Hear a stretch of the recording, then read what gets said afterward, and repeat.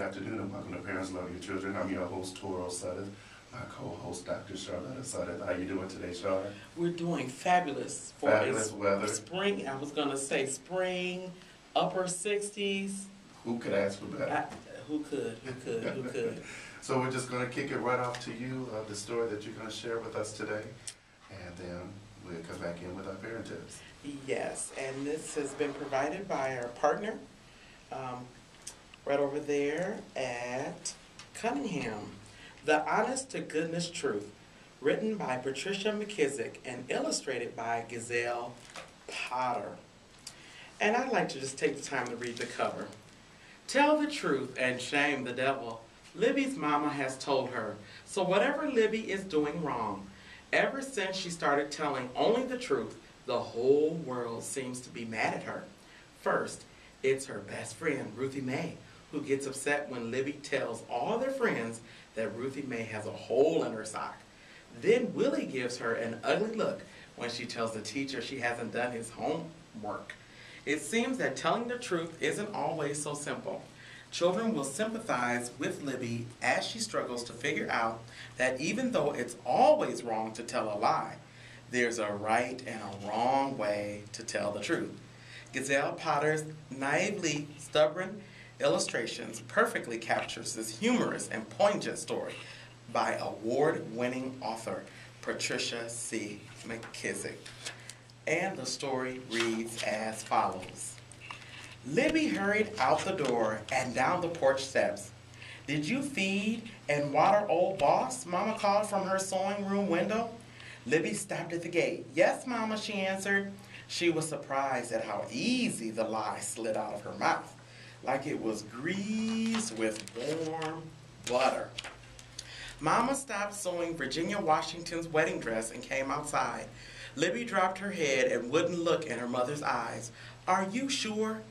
Mama asked, real stern-like. Speak the truth and shame the devil. Libby opened her mouth, but Mama placed a finger in the air as a signal for her to stop. Libby Louise Sullivan, I'll ask you once more and again, did you feed and water old boss? Libby's stomach felt like she swallowed a handful of chicken feathers. Her eyes commenced to fill with water, and her bottom lip quivered. Then, taking a deep breath and gulping hard, she owned up to her lie. I was going to do it soon as I got back from jumping rope with Ruthie Mae. Libby felt a lot better, even though Mama punished her double. For not tending to old boss, Libby couldn't go play with Ruthie Mae. And for lying, she had to stay on the porch the rest of the day. It was the first time Libby had lied to Mama. And as far as she was concerned, it was going to be the last. From now on, only the truth, she decided. Libby started her truth-telling come Sunday morning. All the children from Briarsville were gathered outside the small church, waiting on Sunday school to begin. Everybody was admiring Ruthie Mae's new dress and matching hat when Libby came skipping up. Morning, everybody. Morning, Ruthie Mae. She spoke all nice. I like your outfit. It's real pretty, but you've got a hole in your sock. All eyes went from the hat to the dress to the hole. Meanwhile, Libby skipped up the steps and inside the church without ever noticing the hurt on her best friend's face. Service ended, and same as always, Libby asked Ruthie Mae to walk home. No, no, and no again. Ruthie Mae glared at her. Libby was purely surprised. What'd I do? You told the whole world I had a hole in my sock? It was the truth, Libby pronounced, feeling satisfied. It was plain mean, replied Ruthie Mae, and she hurried away. Libby looked at the idea from the outside in, and then from the inside out as she walked home alone. By the time she trudged up her steps, she was still confused. The next morning, Libby joined a group of friends on the way to school. Did you do your geography homework? Willie asked Libby. It was easy, she answered. Not for me. Willie shook his head. I didn't understand it. so I didn't do it. First thing in class, Libby started waving her hand. Me, Miss Jackson, me, Miss Jackson. When the teacher called on her, Libby announced, Willie don't got his geography homework. Doesn't have his homework, corrected Miss Jackson. No, ma'am, he don't. Libby was pleased with herself. Willie gave her an ugly look. Why'd you tell on me, he whispered as he headed to Miss Jackson's desk to explain. With certainty, she whispered back, all I did was tell it like it is, so there. And she folded her hands neatly in her lap. Before lunchtime, Libby had told a lot of truths. She reminded everybody how Daisy had forgotten her Christmas speech and cried in front of all the parents.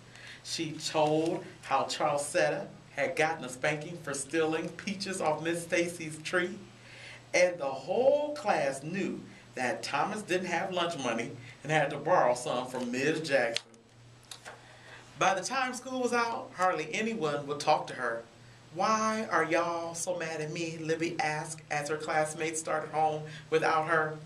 On Libby's way home, she wondered why her stomach felt as fluttery as it did when she told the lie. I promised Mama I would tell the truth no matter how much it hurt.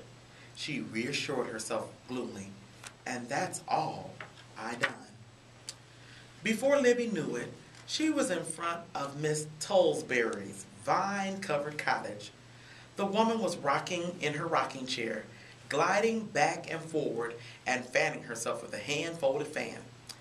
How do you do, Libby Louise, she called in her sing-song voice. What's that sad look you wearing on such a pretty day? Libby jumped right in with what was bothering her.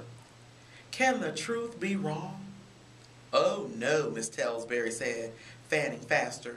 The truth is never wrong. Always, always tell the truth. That's what I thought, Libby said, a smile of relief lighting up her face. Miss Tolsbury leaned over the railing to pluck a bloom from one of the vines that grew all over her yard and up her house. Don't you think my garden is lovely? Libby thought on it. Ordinarily, she would have just said yes, for the fear of sounding sassy. But that wasn't the truth. So polite as you please, she answered, Miss Tolsbury, truly and honestly, your yard looks like a jungle. Well, I declare, Miss Tolsbury gasped. Don't be mad, Libby pleaded. But it was too late. Miss Tolsbury rushed inside her house and slammed the door. Even though Mama was busy putting the finishing touches on Virginia Washington's wedding dress, she still took the time to listen to Libby's problem. I feel something awful. My friends don't like me no more. Anymore, repeated her mother. No, they don't. And just 'cause I told the truth, the girl sighed deeply, handing her a needle to thread. Mama asked gently, are you sure they're mad at you for telling the truth? I think so, said Libby. Willie was mad as a hornet when I told Miss Jackson he didn't have his homework. And Miss Tolsbury got plenty upset when I said her garden looked like a jungle. Mama smiled. Oh, I see. Then putting down her work, she took Libby's hand, saying, sometimes the truth is told at the wrong time or in the wrong way or for the wrong reasons, and that can be hurtful. But the honest to goodness truth is never wrong. Then Mama went back to stitching and pulling, stitching and pulling. Libby walked to the barn to feed and water old Boss, all the time trying to get an understanding of her mother's words.